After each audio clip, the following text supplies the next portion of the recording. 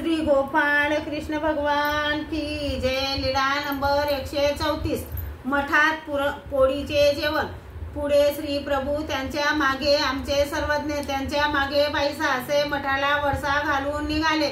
आमच्या सर्वज्ञांनी डोक्यापासून तर पायापर्यंत वस्त्र अंगावर घेतले व लीळा पाहत पाहत निघाले।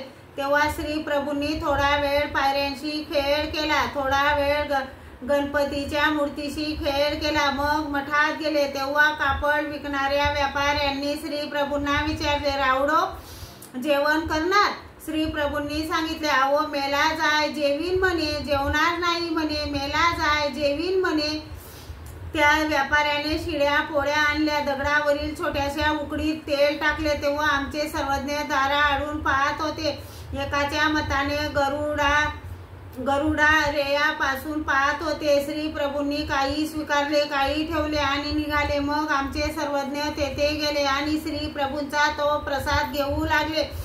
ते त्या व्यापाऱ्यांनी बघितले, मग त्यांनी ताटात पोळीचा काठ काढला व मधला मऊ मऊ भाग आणि एका वाटीत तूप असे सर्वज्ञांकडे घेऊन आले। सर्वज्ञांनी सांगितले, हे पदार्थ श्री प्रभूंसाठी अयोग्य आहेत आणि आमच्यासाठी योग्य आहेत। या पदार्थात श्री प्रभू अयोग्य आणि आम्ही योग्य, आम्ही तर श्री प्रभूंचा प्रसाद घेत आहोत। तेव्हा श्री प्रभू आले आणि ऐश्वर्य प्रकट करतोस काय असे म्हणून सूत बडविण्याची मोगरी श्रीकरी घेतली व सर्वज्ञांच्या पाठीवर दन दन करीत मारली, दुमदुम करीत मारली। तेव्हा बाईसाने मोठ्याने म्हटले, वडील बाबांनी धाकट्या बाबांना मारले। सर्वज्ञांनी सांगितले, बाई गप्प राहा।